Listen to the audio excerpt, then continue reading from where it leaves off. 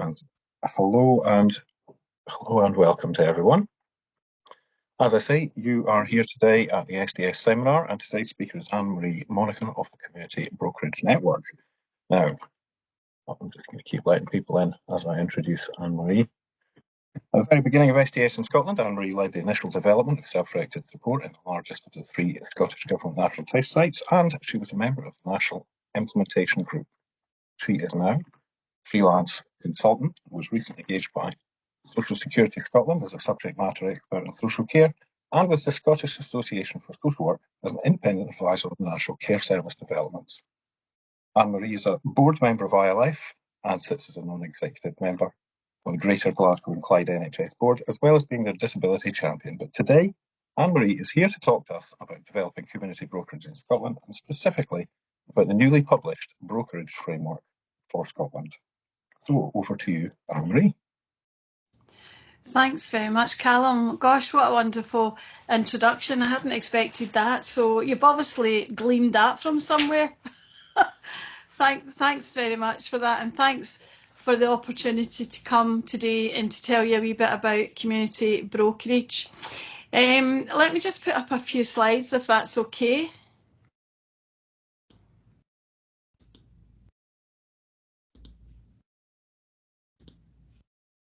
Can everyone see them okay?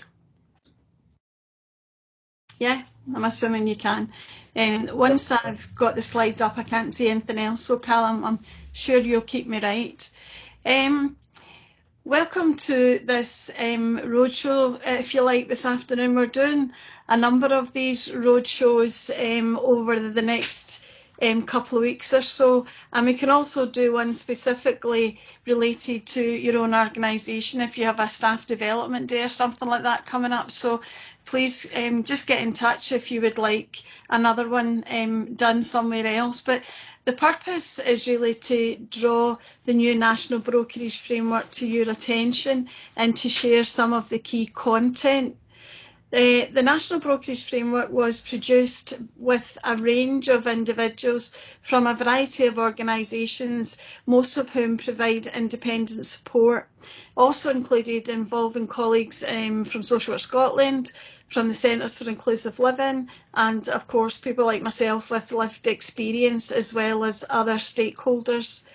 The National Brokerage Framework lays out the type of brokerage we want to have in Scotland, and it's one that's embedded in the communities up and down our country. So let me just move on the slides. Okay. So what I would like to talk a wee bit today is just to give you a wee bit of background and to look at community brokerage, what it is and what it does, look at some of the functions of community brokerage and reflect on the purpose of the framework. We'll also consider the principles that underpin the model, share the core values within the framework, and we'll have a wee look at the broker's competency framework that sits within that, and look at the skills, knowledge and understanding that brokers need, and we'll finish with what comes next and have a look at the other 2 kind of approaches that we're taking in Scotland. So the framework itself was launched at the end of March at the SDS conference, and community brokerage is a project that sits within Self-Directed Support Scotland's portfolio of work. It's currently funded by the Scottish Government, and it also sits within the SDS National Improvement Plan. If you look at page 6 on the National Brokerage Framework document, you'll see there's a table showing where community brokerage fits into the National Improvement Plan. And as I mentioned, there's a 3-pronged approach to this. We've obviously got the development of the National Brokerage Framework, which I'll talk about today.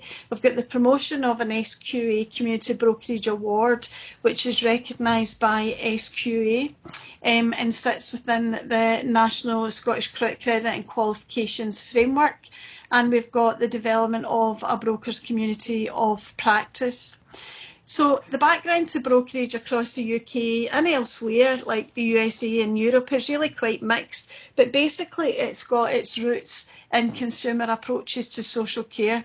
And in Scotland, it came into focus during the SDS test sites, but prior to that it was a feature of the individual pilots down south, and in the initial pilots it wasn't part of them, but it was introduced later on, and we began to see the benefits of some of that as we were watching from afar about what was going on.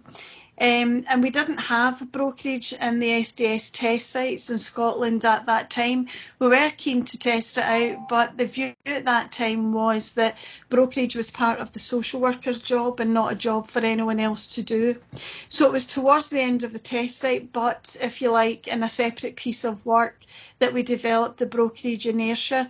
And the motivation was because we'd already seen some of the benefits, and we felt that brokers could assist in the change process itself.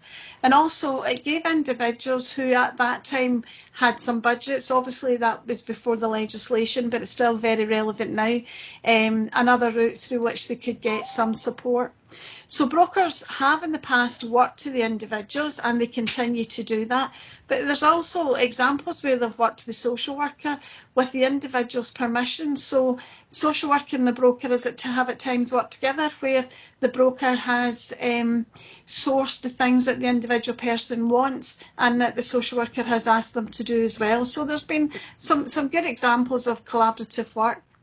And during the whole time that brokerage was developing, we did have some interest from organisations who were keen to use brokerage as a source of generating income for their organisations, and they had slightly different models of brokerage.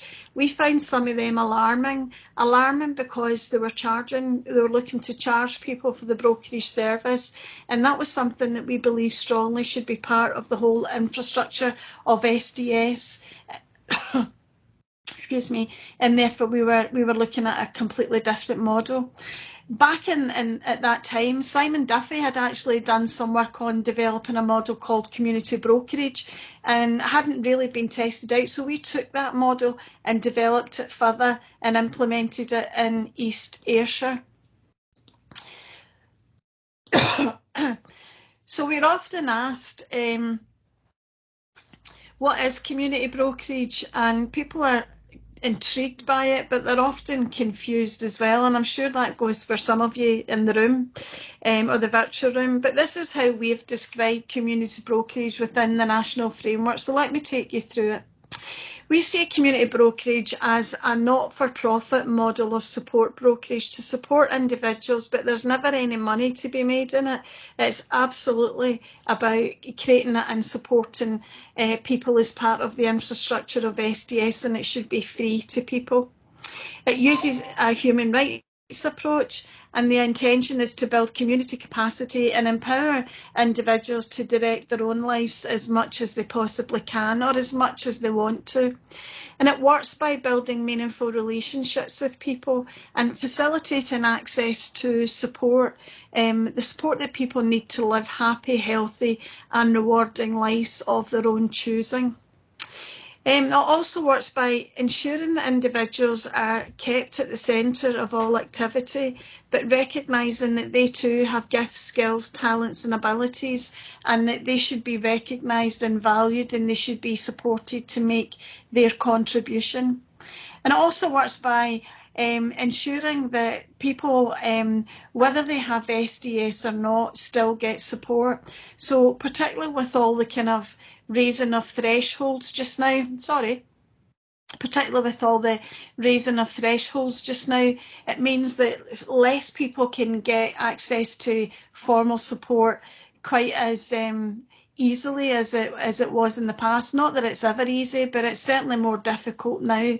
Raise thresholds, operating at the level of critical need is one of the big challenges we face, and of course brokers have a role to play in that.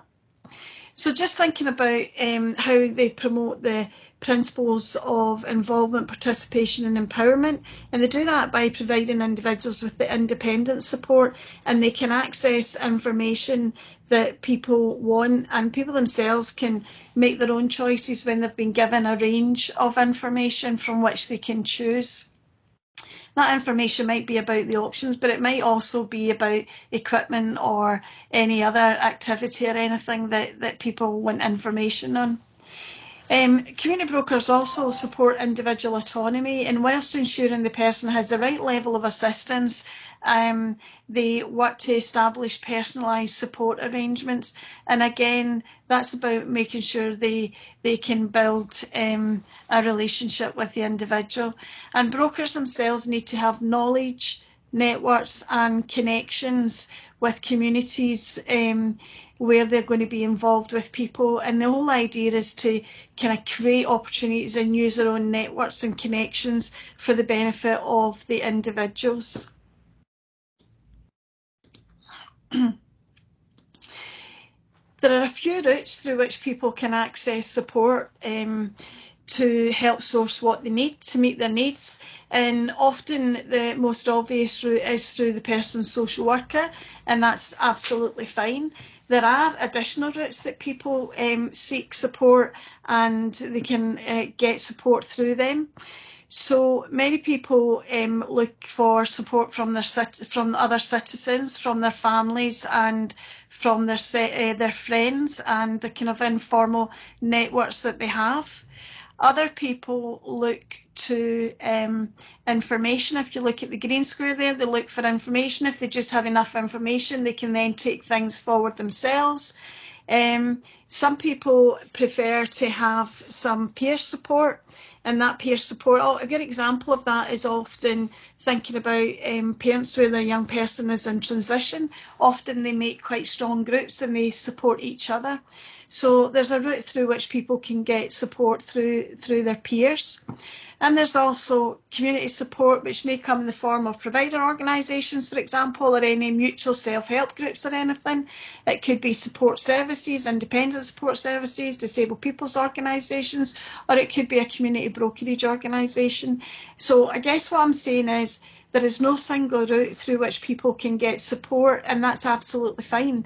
And brokerage, if you like, is another route. So there are some organisations that focus on community brokerage, and we'll look later on, but it's probably useful to say at this point that there are many individuals who are known as community brokers and they work in a brokerage organisation, but there are also people who undertake some of the functions of brokerage and some of the tasks of brokerage, but they're not called brokers, and that's absolutely fine. They don't need to be called brokers. Brokerage, if you like, is much more about the kind of approach.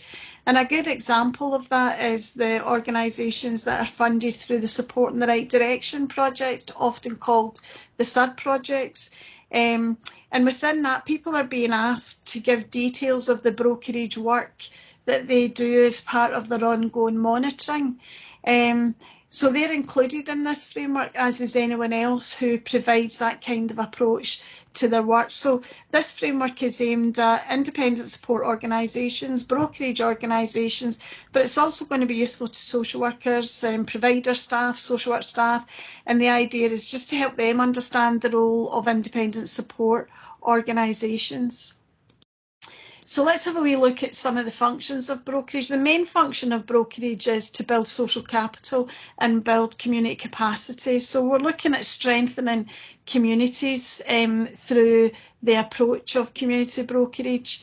You can see from this slide that much of the work of brokers, or people called brokers, and people undertaking the functions and the tasks associated with brokerage will be doing many of the things that we'll talk about as we go through here, and you may be doing them in your own organisation. So this reflects, in a sense, a lot of what's already happening out there.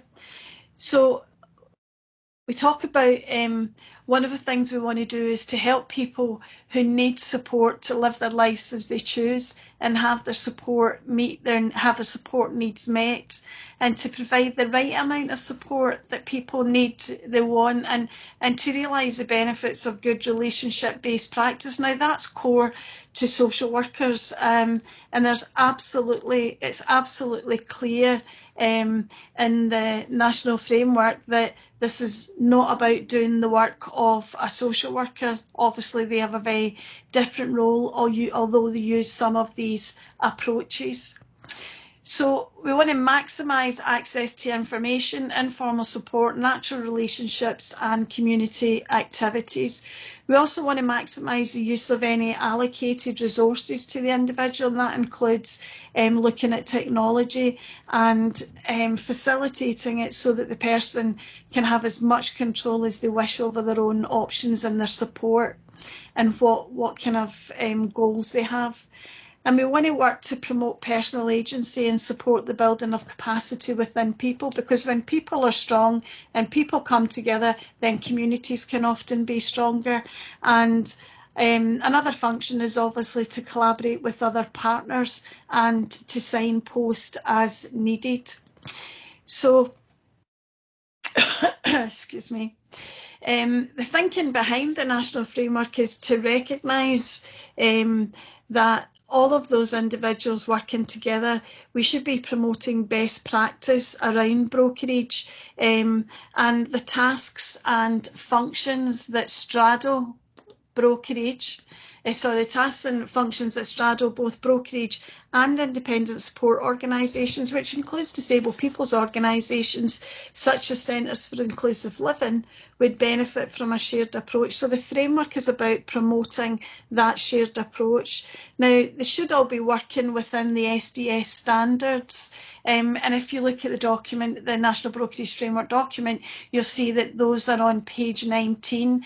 But what the framework does is pull all of that together into a kind of strategic approach, which as well as being of value in helping independent support organisations provide evidence of the quality of support they provide, because in different geographical areas across the country, different organisations will be undertaking different bits of SDS support. Some support people even before they have a social work assessment, and others might provide a payroll.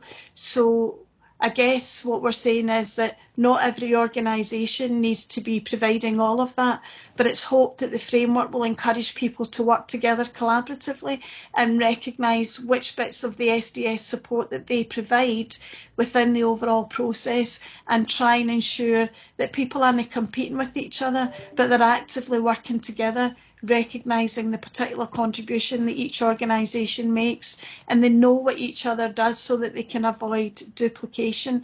And that's going to be really helpful to make sure you don't have too much of one support in an area and not enough of another support.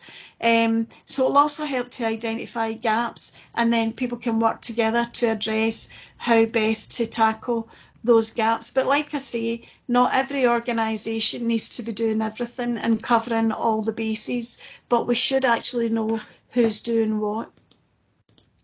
Here are the principles of the model, and they're laid out in the document quite clearly.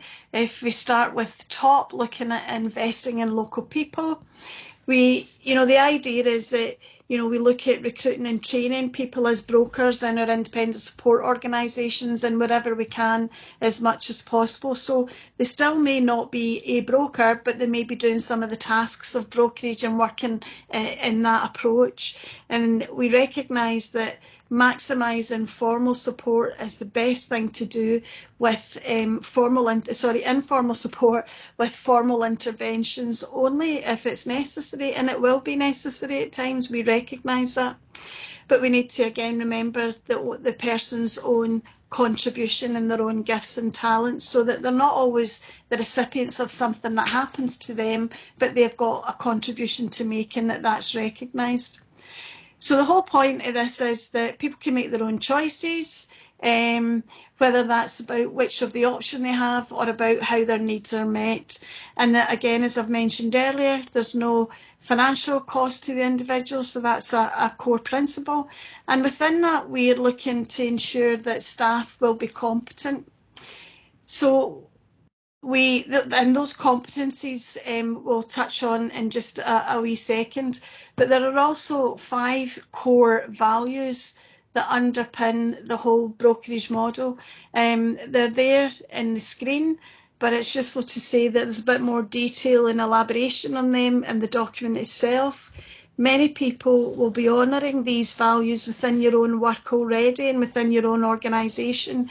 However, they might not be explicit, and we would encourage people to make their core values explicit, and that's why they're explicit in the framework.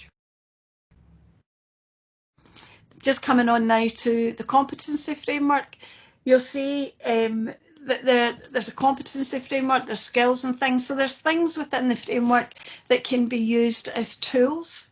So if we're thinking about people practicing community brokerage based on these 5 core core values, we're talking about what people need to know, what you need to do, how you behave at all times, and the kind of skills that you need. So we're looking at brokers understanding diversity, discrimination.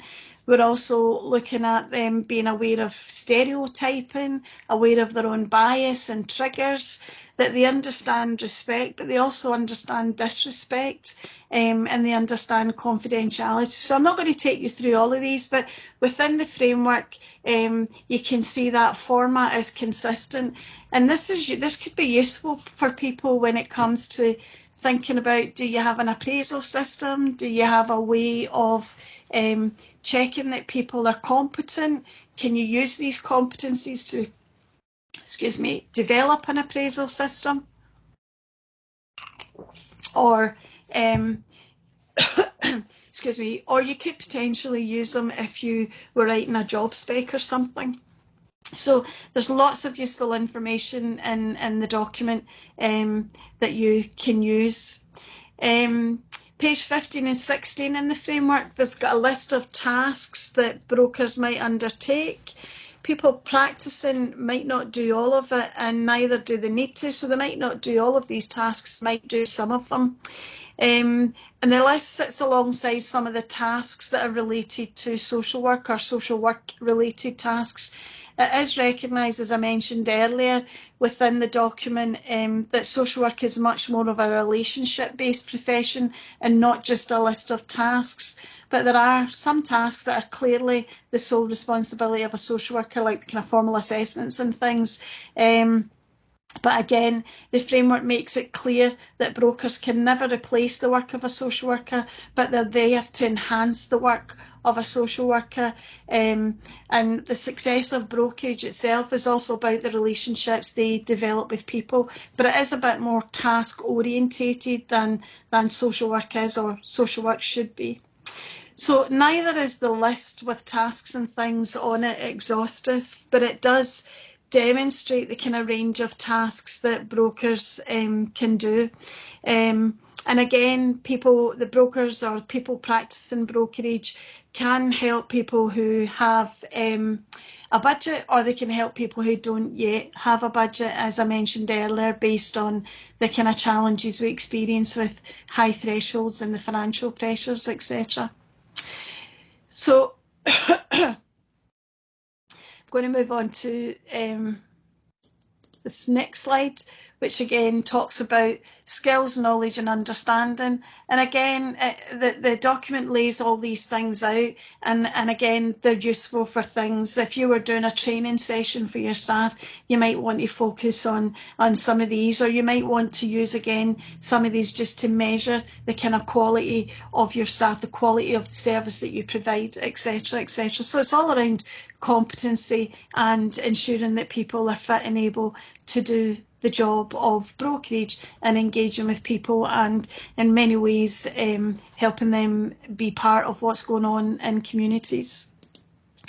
So I did mention that the framework is now launched, and we're doing these kind of roadshows just to share with people, to bring it into their awareness and their attention. What's next for that group? So as I mentioned, it's a group made up of a whole range of people, including people with lived experience and support organisations, etc. But we're hoping to promote collaborative working in the different geographic areas, looking at who's doing what in the areas, identifying the gaps and exploring solutions. We're looking at developing an assessment tool that people might be interested in using. And remember, none of this is mandatory, it's all optional. So it's to offer guidance and support to people, as I say, most of those who work in independent support organisation, DPOs, etc. And also to we're looking at recruiting for the SQE award just now and securing funding for the Brokers Community of Practice. So let me just take you on to the SQE award. I've mentioned earlier there's 3 kind of approaches to brokerage in Scotland, and it is all about being embedded in the community. So we have developed an SQE award at level 7. It's been going for about 6 years or so now. It's a customised award. It was initially developed in East Ayrshire, but the management of the award is being transferred to SDS Scotland, so they will then be the SQE centre that delivers it. It's delivered with a range of tutors from a variety of backgrounds, and the course itself is externally verified and certificated by the Scottish Qualification Authority. So you can see from this diagram that it sits here at level 7, so it's the equivalent of an HNC level. It's worth 30 credits, and that's a notional 300 hours of study, and it's split across 5 units. To date, we have had, I think it's 88 people who've successfully gone through the ward. We've only lost 2 people, I think, en route, and one of them is a deferred opportunity to study at a later date. So here are the 5 units. The award is made up of 5 units. That's the name of each of the units, and under each of these units, that's the kind of topics that we explore. So we look at the independent living movement, we look at helping people's understanding around the SDS legislation and other related legislation. For example, we spend a bit of time helping them understand the 1990 NHS Community Care Act, and that's really about helping them understand who has what kind of roles there and understand the former role of social workers in that assessment process. And all of that's about helping them understand boundaries. So you can see again, I'm not going to go through all of that, but the kind of methods that we use for teaching are around case studies, experiences, videos. There is a written assignment that people need to do, and yeah, we offer kind of ongoing support to people. And again, just some of those topics I think will be recognisable to you, in the hope that you think, yeah, that makes sense, that people should be doing them. This slide here talks about the delivery and the kind of dates that we would be delivering it on. It's 2 weeks of online delivery, but basically that works out at 2 half days one week, 2 half days the next week, and then you get 3 weeks of independent study, during which time you're working towards the assessment, and we provide you with kind of guides and things for that. We do a short optional tutorial before the submission of your assignment, and then there's a kind of 3-week gap after you've handed in your assignment where they're marked and there's any remediation or anything is done. So that's the second part of the overall approach to brokerage. And the third and final part that we've got in place at the moment is a brokers community of practice. This has been set up as a community interest company in its own right, and it basically it was initially only for people who had completed the award. It's now open to anyone who participates in the delivery of brokerage. So if you're delivering brokerage in any shape or form, whichever part of those tasks or that process you're involved in, you can connect into this community of practice. And Dawn Ranson is the link for the community of practice. I'm the link for the SQE award, as is Jenny Reiki, and anything else to do with the kind of community brokerage framework or whatever. I'm happy to try and answer any questions, but that's open to anyone who may be practicing in that way. And it's a bit like a membership organisation where, you know, you can be kept up to date with whatever is changing in terms of policy or anything. And the other thing just to say is, you know, independent support organisations have got no collective way of coming together, and we're hoping that the community of practice will help develop that, so that there's some strength in the voices of independent support organisations bearing in mind there's over 30 of them now across Scotland, funded through CIRD, and then there's a whole range of others that are funded through local authorities, etc. So thank you very much for listening. I'm happy to stop sharing now, and happy if anybody's got any questions or points they would like to make.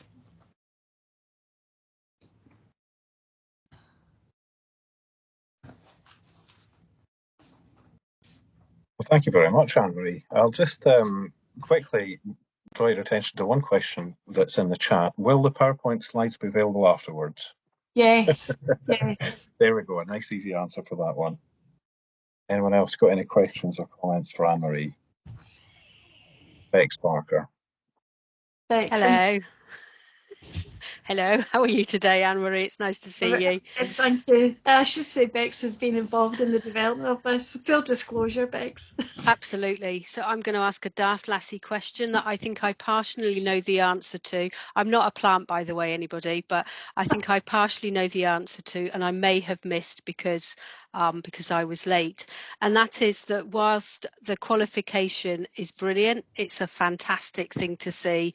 And I, for one, am really proud to have been involved in supporting and helping develop the thinking around it. I was wondering about the network, about the club that you can join once you've completed the award. And I wondered if there's ways that other people who may not have completed the award but may have transferable skills and qualifications can join that network and gain from that networking, collaboration and support. Yeah, Bex, I'll begin to answer that, but I'll pass on to Dawn. Dawn is here. I've just seen you there, Dawn. I didn't know you were here, so good to see you. And Dawn can pick that up. I'll just give you a wee bit of the background. The community of practice, the ABC of P, as it's commonly known, was developed by the first group of people who actually did the award. So they got themselves together and they set up the community of practice. And yeah, I'm going to pass on to Dawn actually, because I think it's probably better coming from the horse's mouth, because you've been involved in setting that up with a bit of support. I have indeed, yes. Yeah, the Approved Brokers Community of Practice started out initially just for people that had achieved the award.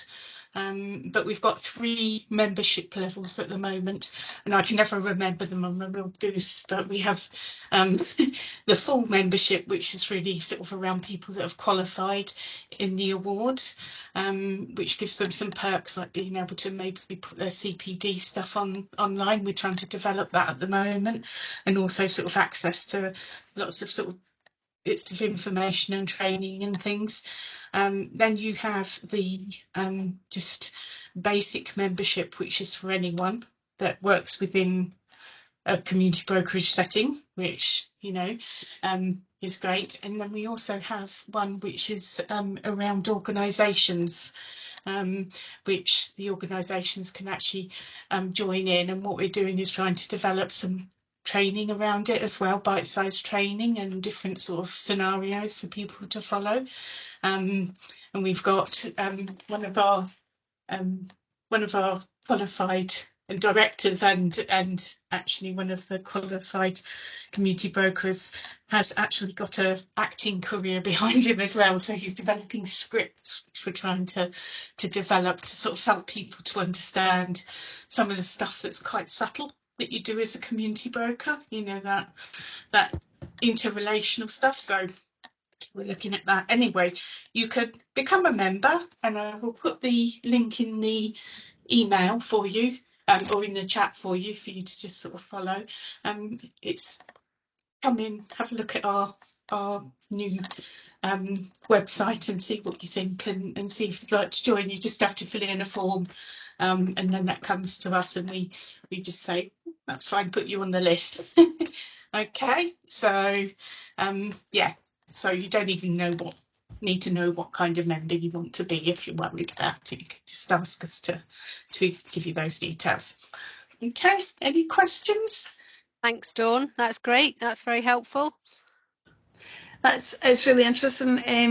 I can only be an associate member because I haven't done the award, and I can't do the award because I wrote the award. So I think it's brilliant. So yeah, it's a fascinating setup, and they've done a tremendous job. They are, you know, they themselves have put all that together, and it's come from people who've done the award, as I mentioned. So the intention is to try and grow that, so that we then develop that network across the country. Happy to take any other questions. I've put a link in the chat to the National Brokerage Framework, and I see that Dawn's put a link in to the ABC of P. Alistair, you've got a question. Hi, Anne-Marie. Yes, absolutely. No, and it's really great to see the level of depth that's gone into this, you know, to take it seriously. And one of the things that makes me think, I guess, is that for a lot of people coming through their social work training, the level of knowledge of SDS and the complexities and stuff like that isn't nearly as in depth as some of the stuff that's going on here. And I'm wondering whether or not there's opportunities for people members of the network and stuff to give presentations as part of social work training. And the other thing that I was thinking about is that in a world where there's a lot of small thinking now, you know, a lot of eligibility criteria on critical only, so a lot of reactive practice, a lot of things getting slashed, that actually things like community brokerage is an opportunity for keeping true to the values, the creative community solutions and stuff. And I guess a lot of the presentation today has been about the process and the inputs, but I guess what I'm keen to hear is how the outcomes for people, so that to give people that hope that even in times of a financial crisis, is that bold and value-based approaches can have really great results, I guess. Yeah, and there is lots of evidence out there, and there'll be lots of evidence out there with organisations who are practicing community brokerage and don't actually call it that, let's be honest. And there are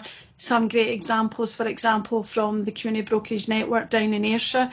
When we do the course, it's always really fascinating to hear about the different ways in which people have managed to support individuals, and there are all sorts of examples from, a couple of a guy who was diagnosed with a kind of physical disability, if you like, and had all sorts of issues of loneliness and isolation, and connecting him in with another guy who had the same, and then decided they were going to set up a men's group, and then they set up this men's group, and then a whole bunch of other folk come along. So there are examples like that all over the place, all over the country. And I guess what we're trying to do is provide some kind of framework that people can work to those kind of ends and get that kind of outcome for people, and to legitimise that. It's a really valuable way to work, and often it gets lost in the kind of formality of social care. And we take the stance that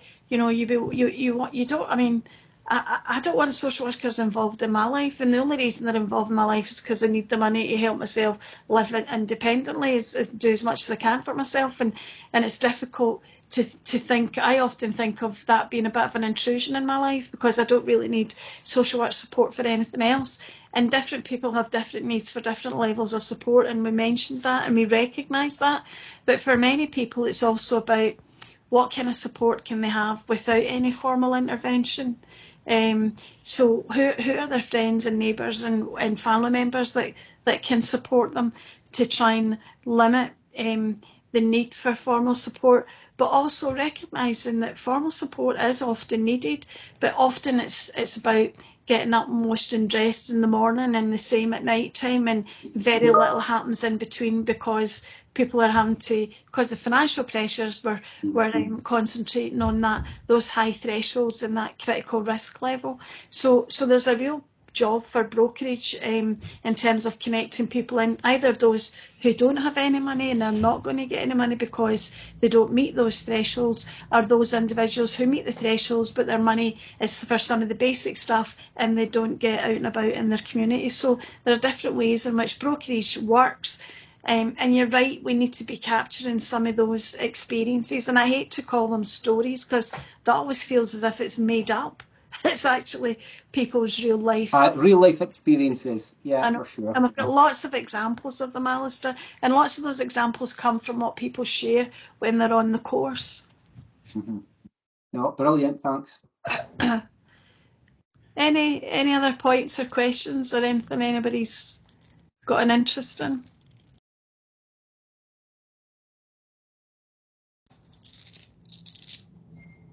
Well, Dawn? Sorry, I was just going to say, I've just put a link in. We did a bit of work between the Community Brokerage Scotland and the ABCFP to actually devise a little bit of bite-sized reading training on how you can actually sort of think about community brokerage and how it could be sort of, you can go different routes to help the person, a bit of creative sort of thought process there, and how actually sort of people actually doing community brokerage within their own community can expand that expand into the community development side as well, and actually build capacity. So I've just put the link there. If you go and look, it takes about 5 minutes to go through it, and it just shows you a scenario about a young lady who is being anonymised for her sake, but actually her and her mother were very involved in one of the courses, and she actually we actually talk about the different sort of options she had available and how she explored them and decided on what she wanted to do. And they weren't necessarily allocated budget, so it's just sort of thinking about that. So that's one example. We hope to do more. So thank you. Janie, you got a question? Janie, a comment or anything? I've got 3 questions, Anne-Marie. Like you, Janie, is that? No. So I might have missed this bit because my cat threw up during the meeting. That's why I had to disappear. The joys of working from home. So is there a cost attached to it? So I might have missed that bit. A cost to brokerage. The course, yeah. Brokerage, fundamentally, there's no cost. There is a cost to the course. It's just under £2,000. I think it's 1,900 something. But that cost is often met by the organisation that employs the person, or you can apply for Student Award Agency from Scotland, so you can get some of the fees paid through that. Because it's a recognised qualification, and sometimes there's people's funding is a combination of maybe something they paid themselves, something the employer pays, something SAS pays. We've helped people just like pay up in wee bits, and we've also done things. I mean, we run it at no profit. So what happens is, and as the cohort sizes can vary, but generally what happens is if there's any funding or money from that's in excess, we use that to subsidise places and places for other people. So we've had folk on the course, lots of people on the course are carers themselves, and they're doing brokerage for their family members and things. Right, so we usually try and subsidise that kind of thing. So that was one of the questions, because I know the organisation I work for, we get some funding to support some carer centre staff to be trained. But can carers also use the brokerage network if they have a budget or not of their own? Could the unpaid carer get some help around thinking a bit creatively about what might support them? Because oftentimes the cared for person might not be getting any traditional supports, but that doesn't mean that the unpaid carer doesn't have access to some support. So I'm just curious about that bit. Absolutely. We absolutely recognise that there are many carers who are brokering for their family member, and actually there's no reason why they can't be part of the network. And the other part of that is that... So sorry, I'm thinking, so some of the unpaid carers I support, so I cover rural and island Scotland, so the cared for person might not have a budget or might be refusing traditional support going in, but the carer might have their own budget. Could they get support from the brokerage network to help them think creatively about how they might use their budget? Yeah. Absolutely, because there will be brokers on that who'd be more than willing to help them. Yeah, and it's a network. It's not like, and I'll come back to Dawn, but it's not like it's some big organisation. It's a network. So Dawn, fire away. I was just going to say as well, sort of that's something that's been recognised, and a lot of the carer centres have been sending people in on the course themselves. So that's been really brilliant for us, and it's actually sort of highlighting the need for, you know, carers who aren't paid, unpaid carers, whatever you want to call it, you know, to actually be able to actually access SDS in their own right and to support them. So that's something that sort of hasn't been all that well known. So we're, you know, working with the Coalition of Carers, aren't we, Anne-Marie, to actually build that resilience and that strength and knowledge up to So share that's with who I work themselves. with. I work for the coalition. Well, so that's I was just like, I knew that we'd trained the royal we, not me, had trained some staff members, but I just wanted to know, so I could approach you if I was working with a carer who was struggling, maybe in a remote area.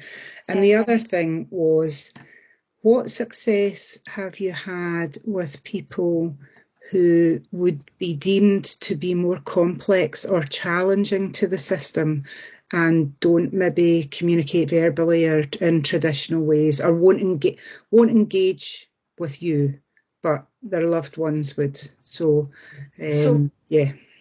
Okay, I'm going to let Dawn and then Bex. Bex, if you've got a question or is that a response to Janie? I've got another question. Okay. So I can wait though. Dawn, you come in to Janie's. Yeah, Janie, in fact, my sister and I trained on the first set of people through the doors as community brokers, and we're founding members along with a few of those people of the ABCFP. What we've done is we've tended to work with, because we have autism, we've tended to work with people that have autism. I also have experience and knowledge of working as an advocate, and I know how important advocacy is in that particular scenario for getting the communication right. And I think the cases I've worked with, it's been a combination of people, and that actually helps. But people are quite worried sometimes about bringing somebody else in.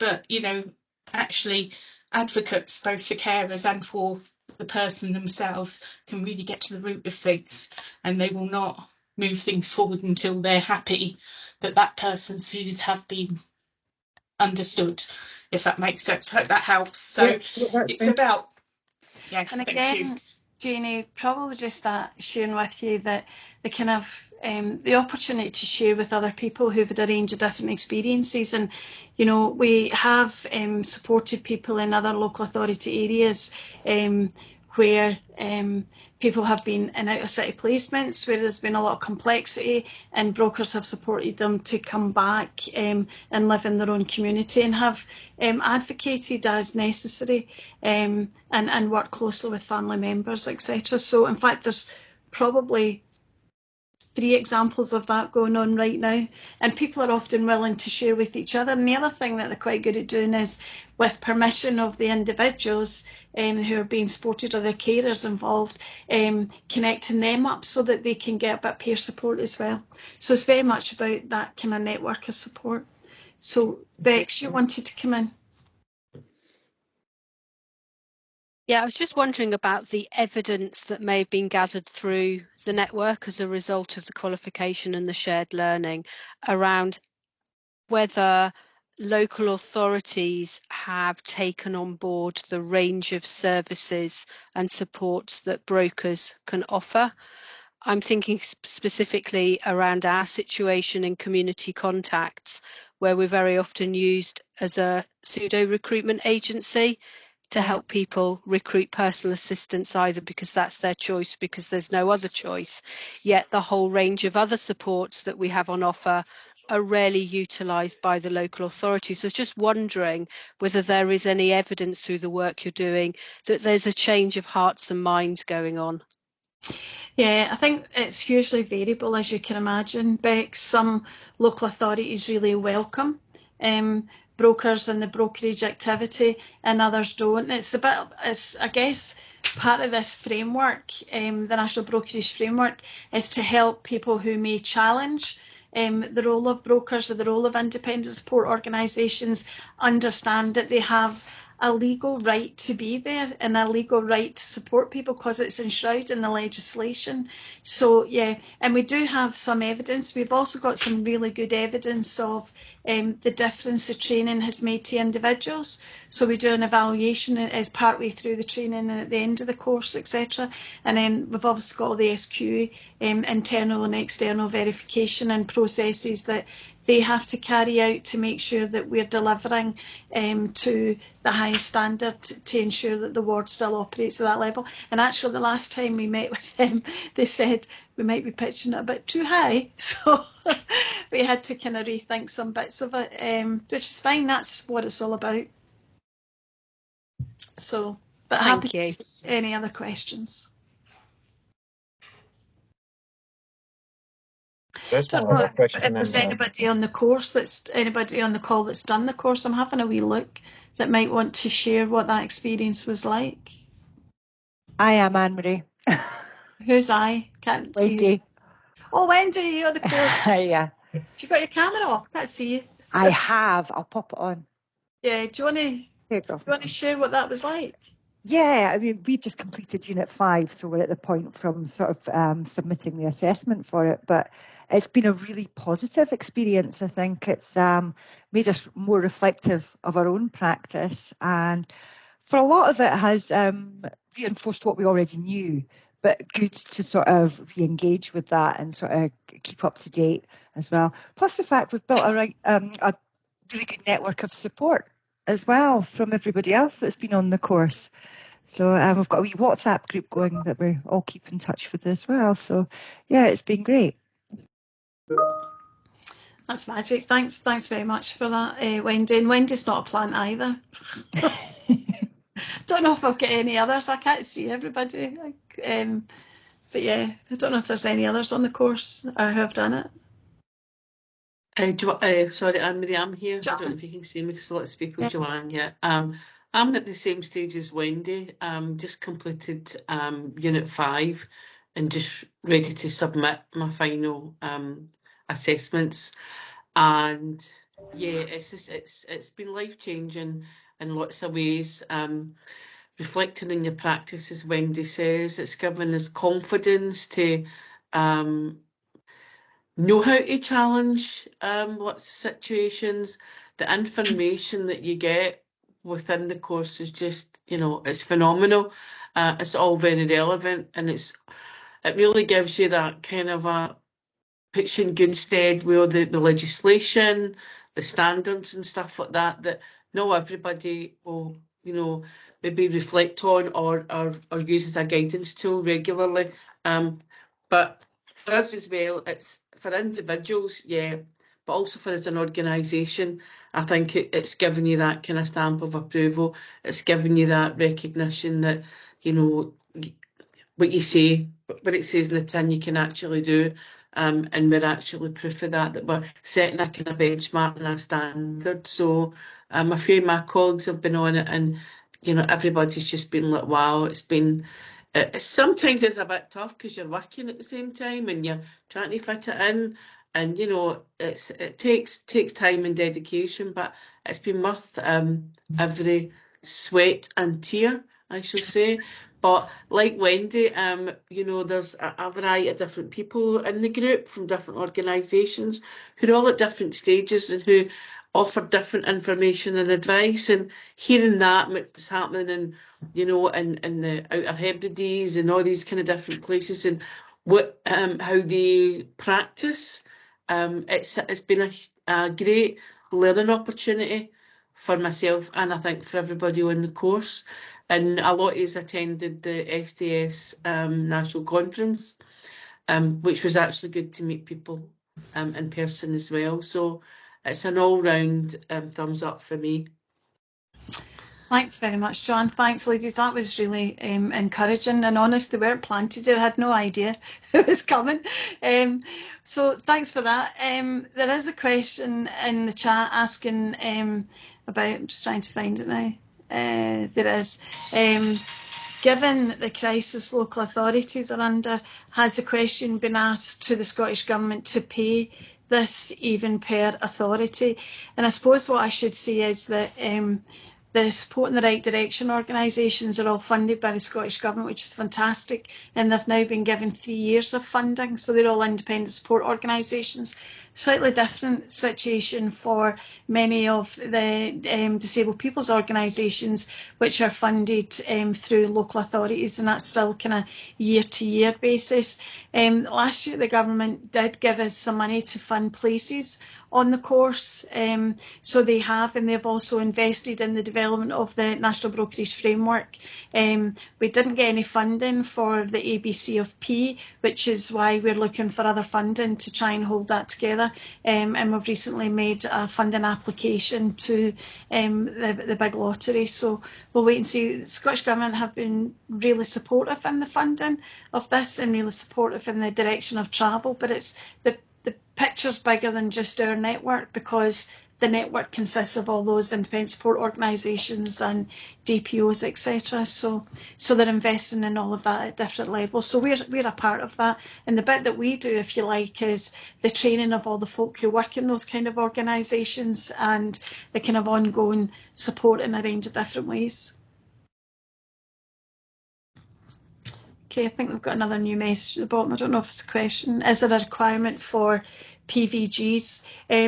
Obviously, the people who are doing brokerage either are employed in a brokerage organisation or in an independent support organisation or a disabled persons organisation, and they'll have their own requirements around PVGs, but all of the ones I'm certainly aware of all undertake PVGs.